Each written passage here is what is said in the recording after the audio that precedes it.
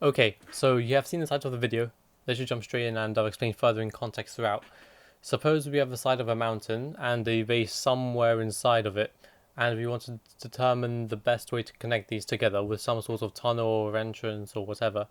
What I am doing now is taking the coordinates of the center of the base, and it is important that it is the center, otherwise our results will not be as accurate as they could be. Now we will need to take note of the coordinates of 3 points on the side of the mountain as well. The reason we are using 3 points is because we will be modeling the side of the mountain as a plane, and we only need 3 points to uniquely identify a plane. Any more than that is just unnecessary. When it comes to selecting the points, we want to choose one star representative of the mountain. Now what I mean by this is we want to avoid points which stick out, but without thinking too much about the ones we select. So these three right here should be fine, hopefully. Let's perch ourselves on this point here for a clear view of this side of the mountain and label the three sets of coordinates we have chosen with A, B and C. Let's not worry about the base just yet. Now we will calculate the direction vectors A to B and B to C, which we will use later. Before we continue with the maths, I think I'll just change my position slightly so that we are not looking at the point representing the base through the center of the side of the mountain, if that makes sense. This should be just fine. I will label the relevant points here, labeling the center of the base with P, and I will draw on a parallelogram to represent the plane. I know it is a bit cluttered when overlaying this over Minecraft, so from now on, we will do the maths on a blank canvas. Let's also maybe move point P a bit higher up so that our diagram is easier to interpret. I know the base isn't actually there, but that's not an issue.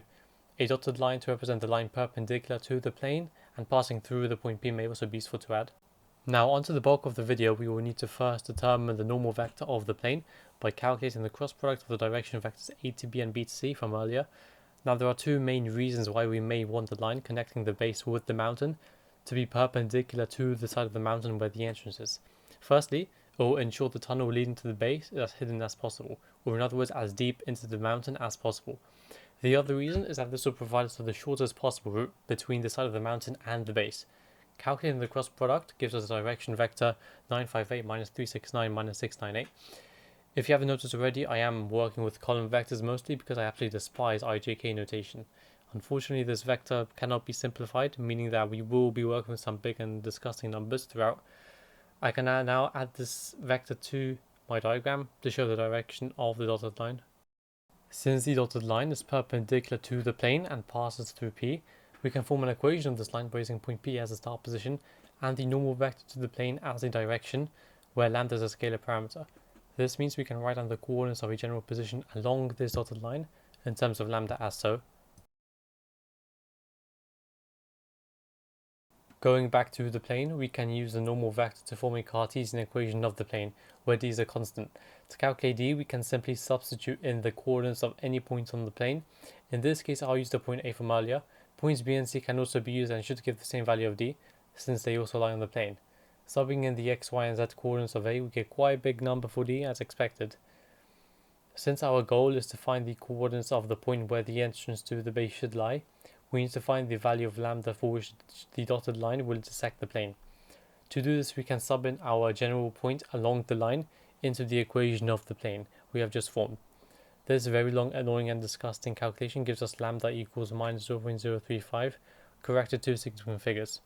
We can now sub in this value of lambda into our equation for the dotted line to get the coordinates of the ideal entrance point on the mountain, 563, 111 and minus 1004. All going back to the diagram, it is this point right here. Now that we have our coordinates, we're going to head back into Minecraft and locate this position on the side of the mountain. As you can see here, I'm having a little bit of trouble finding it because it's not actually perfectly on the surface of the mountain. It is a bit deeper into it, and this is to be expected. The mountain is not a perfect plane, which is one of the limitations of basically this whole video. You know, modeling stuff in Minecraft with vectors is never going to work perfectly because we can't model things in Minecraft that's perfectly flat surfaces or perfectly straight lines. So unfortunately that's a limitation, but it is very close to the surface, and now I'm just trying to dig my way through this mountain to get to the base, the center of the base. And this is also a little bit difficult because if we had a maybe simpler direction vectors such as 3, 2, 1. I could say, okay, for every 3 blocks in the x-axis, we can mine 2 blocks in the y and 1 in the z.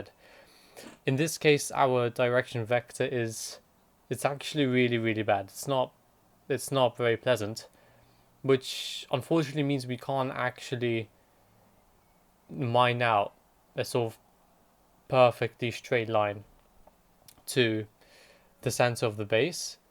So yeah, that's a big issue when it comes to this. However, like you may notice the route that I'm digging, I got to the center of the base in the end, with a roughly straight line. I tried to be quite balanced with how I was mining, and I think I got there in a fairly straight line, and it does seem to be pretty much perfectly perpendicular to the side of the cliff, right? Which is what the aim was, and I think we did a great job with this. Mission accomplished.